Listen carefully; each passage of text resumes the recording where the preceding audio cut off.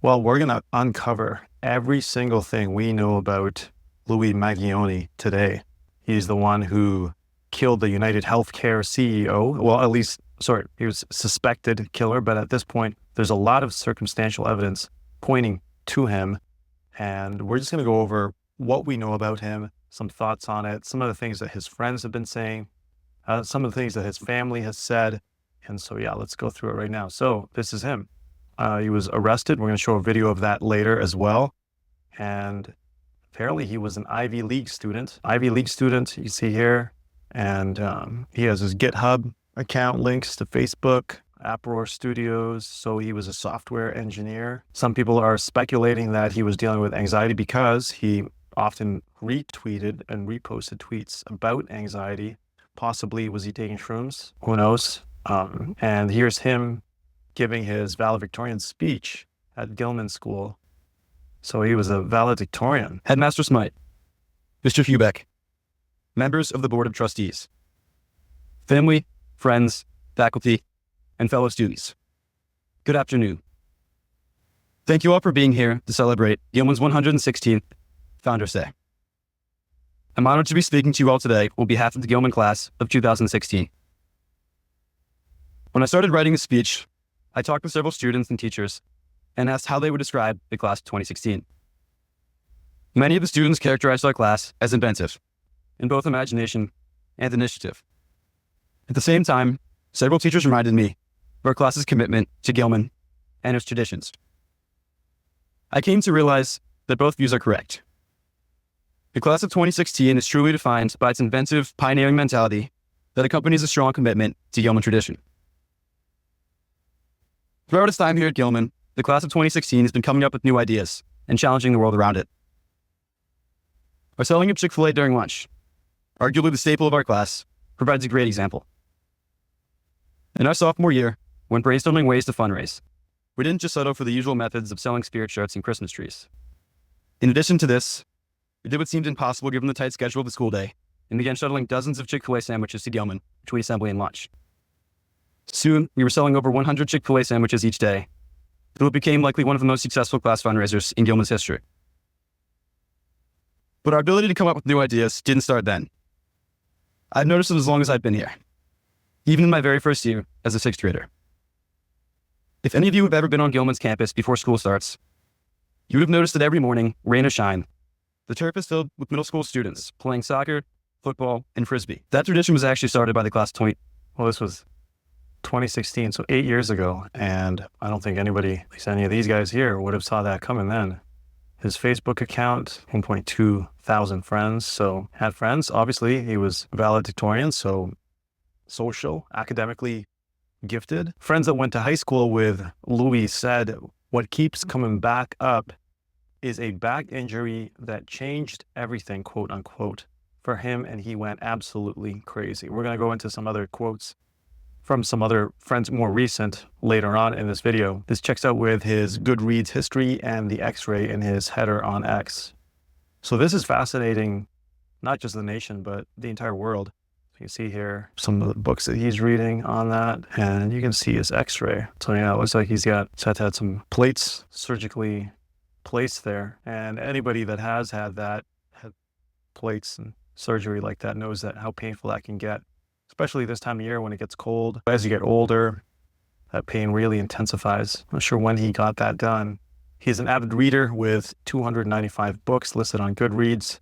Academically, he holds both a master's and a bachelor's degree in computer science from the University of Pennsylvania.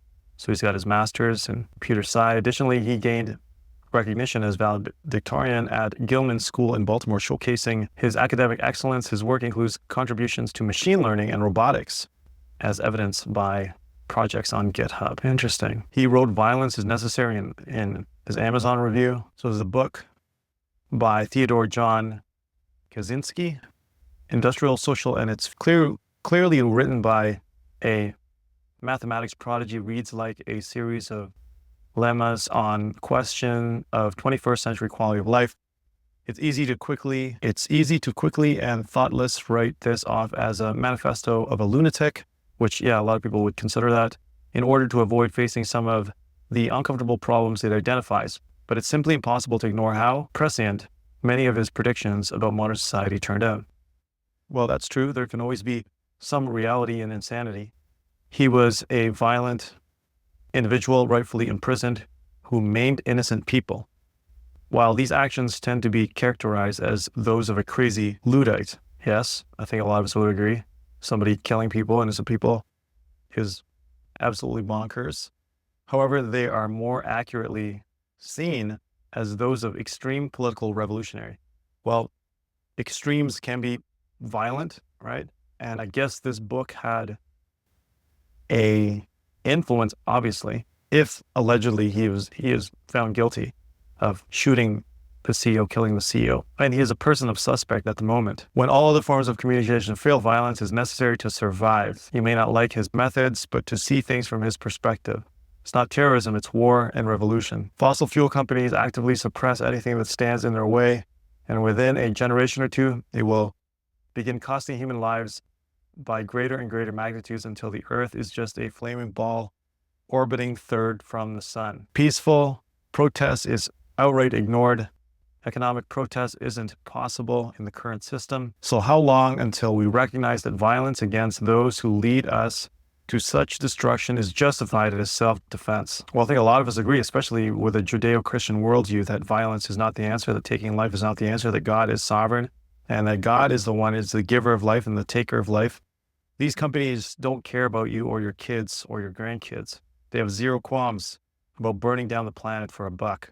So why should we have any qualms about burning them down to survive? Some people are saying, is this him actually saying this, or is he just quoting the book? I think some of this is him. Some of it is him quoting the book, including some of the quotes here that he has when he's saying violence never solves anything, or he's quoting that as a statement of cowards. We're animals just like everything else on this planet, except we've forgotten the law of the jungle and bend over for our overlords when any other animal would recognize the threat and fight for the death for survival.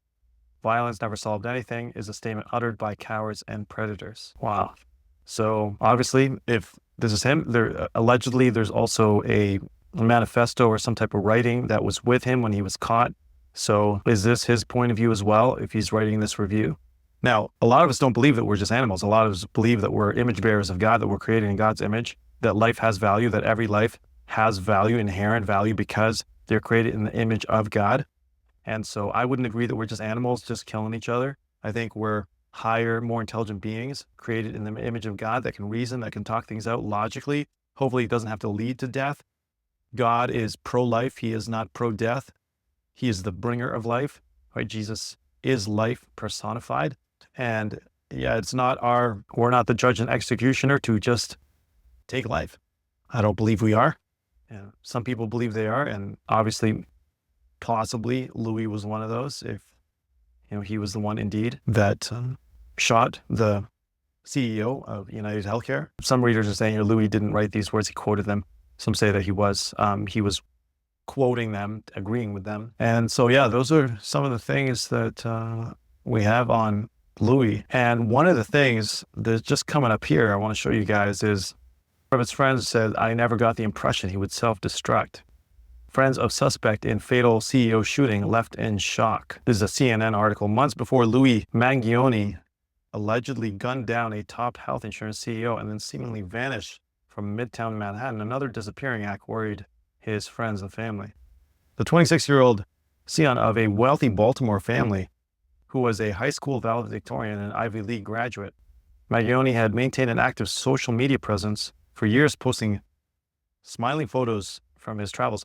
Oh, that's right. I think we, hold on a second. We missed something here. Let me go to it right now. I think it's because I clicked on that. Hold on. Let's go to the actual post. There we go. Sorry, we missed something here. We'll go back to this in a little bit, but we're here. Oh, here's an important detail here. Luigi Mangione is cousins with the sitting Maryland state delegate, Nino Mangione, who represents District 42A. So that is interesting that he is cousins with that. Yeah, and that makes sense. Wealthy Baltimore family, right? They would be connected, who represents District 42, Maryland State. Here's the gun, his fake idea, his fake, it's actually a ghost gun. So that what they're saying is it's a ghost gun, but each gun, they've said, has its own imprint. So even though it is a ghost gun, it would still have an imprint. They would be able to identify the shelling of the bullet that killed the health insurance CEO. And here's his fake ID, New Jersey ID, right? I don't know if you can pretty much tell that's fake. Here's the fake there.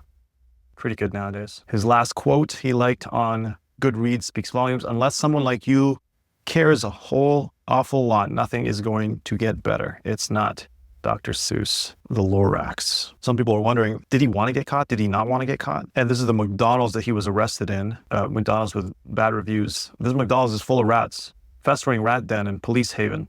So I guess he was hanging out at McDonald's where there's a lot of police. That's serendipitous, I guess. So some notifications. His disdain from the healthcare industry is likely due to its treatment of an ailing relative. So it's either his grandmother or his grandfather or his own back injury. Some people are suspecting. Again, these are all. And then on his YouTube channel, it says that if you see this, I'm already under arrest. Interesting. So there's some kind of scheduled post. I don't know if YouTube is going to ban that because this is getting out of hand. I mean, this guy is, 26 years old? So a lot of people are interested, not just the old folks, and a lot of young guys. People are streaming about this. This is his sisters. And you see, when you have a worldview that where life doesn't have inherent value and it's just survival of the fittest, Darwinian survival of the fittest, just kill whoever gets in your way. These are the kind of ideologies that will get people to kill people. We're not saying that the CEO is perfect or insurance companies are perfect. A lot of people know that. I think it's not a big secret that insurance companies make a buck or two on the misfortunes of others. However, when you have this worldview of no God, no inherent value, then it's just survival of the fittest, man. Dog eat dog, crab mentality, just climb on top of each other. There's Louis' sister sends prayers to her brother on her Instagram story. So, wow.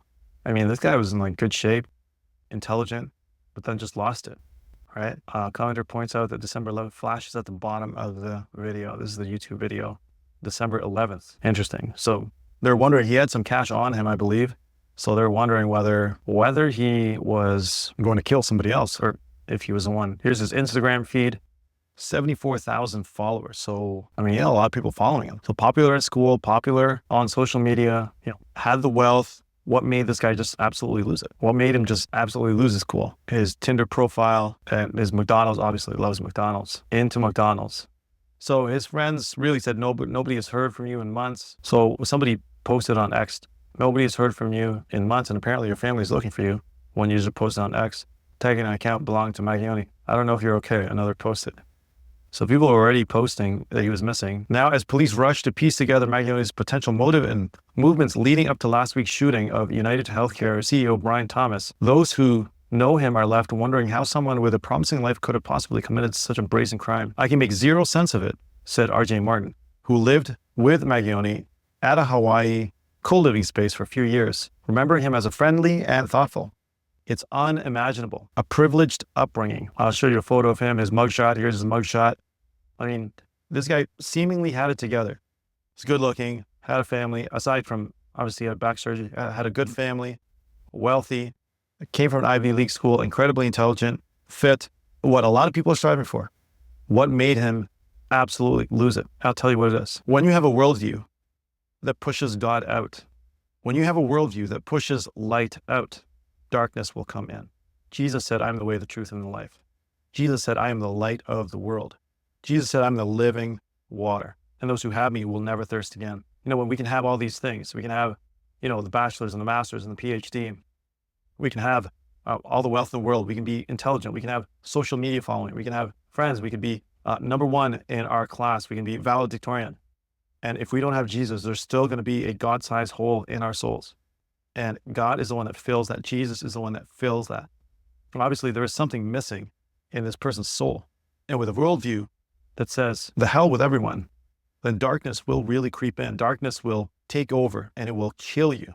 It will absolutely murder you until you murder someone else. And so stay with us here. Make sure to subscribe. We're going to follow this story. We know that he's had health struggles. But friends, if you are out there and you are not walking with Jesus, find him. He's there. Is him getting arrested here?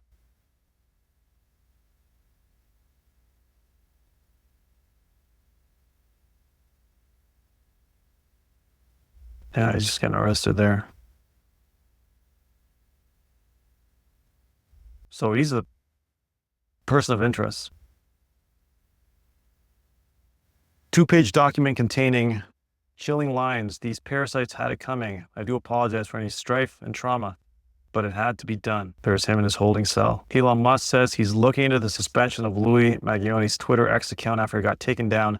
This happened without my knowledge looking into it. Well, there's Elon Musk with Louis. Some people are saying they look kind of alike, but he had cash on him, 2,000 on him. We're going to follow this story closely. Make sure to subscribe down below. Let us know in the comments what you think. Friends, if you don't have Jesus in your life, you can have everything else, but if you don't have Jesus, there's still going to be that emptiness. So God bless you. Remember that Jesus can turn your mess into a message, your test into a testimony, your pain into purpose. God bless you.